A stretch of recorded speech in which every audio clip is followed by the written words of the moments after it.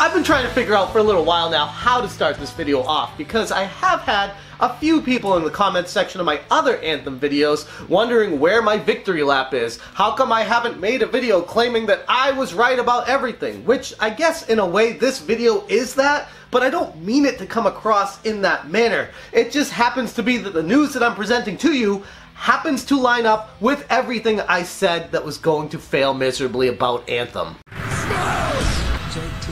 Anthem sold half the number of physical copies in its first week that Mass Effect Andromeda sold in 2017. And for those of us who remember Mass Effect Andromeda, it wasn't necessarily well received. You remember those poor facial animations? How everybody was talking about how it didn't really match up with the quality of the other Mass Effects in the series.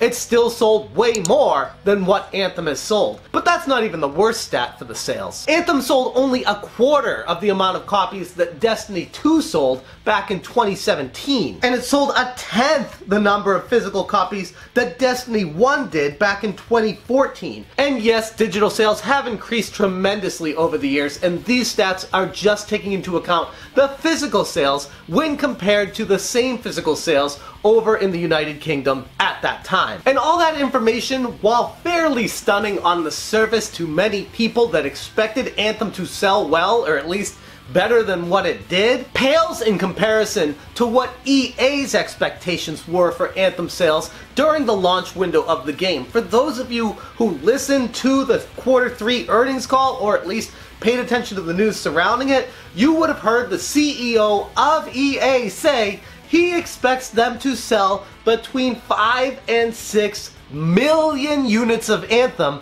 during the launch window of release. Which is crazy. When I heard that, I laughed. I laughed pretty hard. And I didn't want to be rude to the publisher, but that's a pretty high expectation for a game coming out of EA that was full of bugs and had a completely botched demo period where everybody was complaining about what was wrong with the game. Now, yes, they can fix a lot of that with patches and updates, but that gets to a whole nother issue that I'll cover on another video.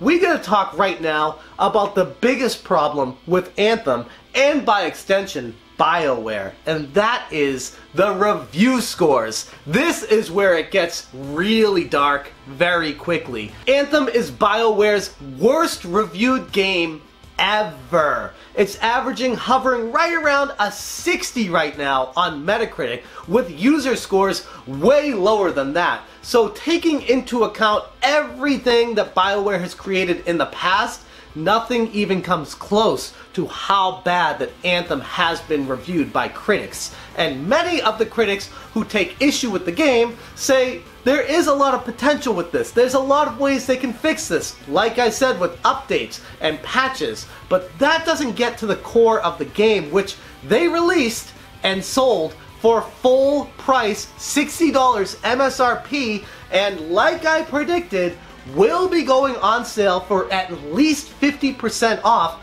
during the launch window because EA wants to hit that number of 5 to 6 million units sold during the launch window, which at this point, even if they drop the price of the game dramatically, I still don't see them hitting that number. The bad press surrounding this game, along with gamers in general playing this game and just feeling like the world is empty, the missions are repetitive, there are bugs that happen during the missions that make you completely back out of them and restart, hoping that those same bugs don't pop up again and that you're able to actually complete the mission. Not to mention the end game of it felt like it was lacking a lot of polish. Well, the entire game in general, but especially towards the end, the weapons, the balancing of the game, everything just feels off. And for a looter shooter, the looting system is completely broken. Yes, again, BioWare is working on a patch to fix that. For a game that's already been released to the public, there are a ton of issues with Anthem that they plan on fixing. They actually released a roadmap as to what they plan on doing for the future of the game, but therein lies the issue with selling games as a service. They're selling you the idea of a finished game down the road, and you, the gamer, are paying full price up front for the opportunity to buy into the world and stay along for the ride while they're fixing it along the way. And that's not really something that many gamers want to be a part of, especially this day and age with so much competition out there on the AAA publishing landscape. Tons of incredible games to take your money. You don't want to jump into something that has a lot of bugs and fixes to go along with it and stay along for the ride when there are better places to be. It just feels like Anthem was rushed. Like EA was telling BioWare, hey guys, I know you've been working a long time on this game. I know we've spent a lot of money putting it together, but you know, you gotta either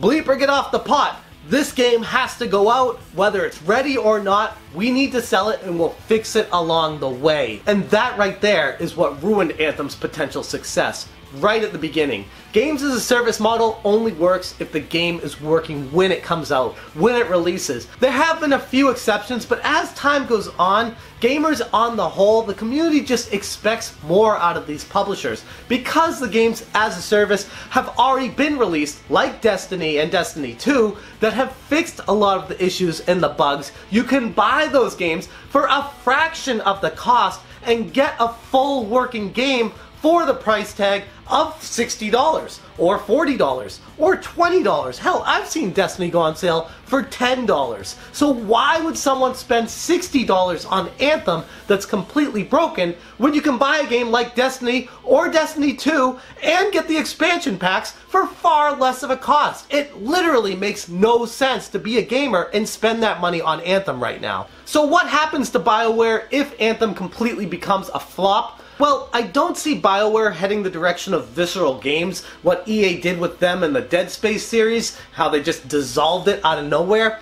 I don't see that happening to BioWare. Yet. But if this continues and their next game flops, Dragon Age, which is kind of BioWare's thing on top of Mass Effect, if they don't get Dragon Age right, if that game is a complete failure, just like what happened to Anthem, then at that point I would say BioWare is in some sincere trouble. Thankfully for BioWare, Apex Legends developer Respawn, by extension EA, is covering up a lot of the mistakes by Anthem. It's putting a band-aid over that entire debacle. And as a publicly traded company, EA can go to the stockholders and say, yeah, the Anthem thing didn't really pan out like we expected, but we're gonna keep money with BioWare because Dragon Age is coming, and that is a big hit for the company, and because Apex Legends is bringing us so much cash, we can take this minor hiccup on the road and continue supporting BioWare. So BioWare should be very thankful for Apex Legends, because even though people will look at that saying those are wholly separate companies under EA's umbrella, they do affect the bottom line together. And because Apex Legends is successful, it's giving BioWare another chance at Dragon Age, and even maybe another Mass Effect down the road.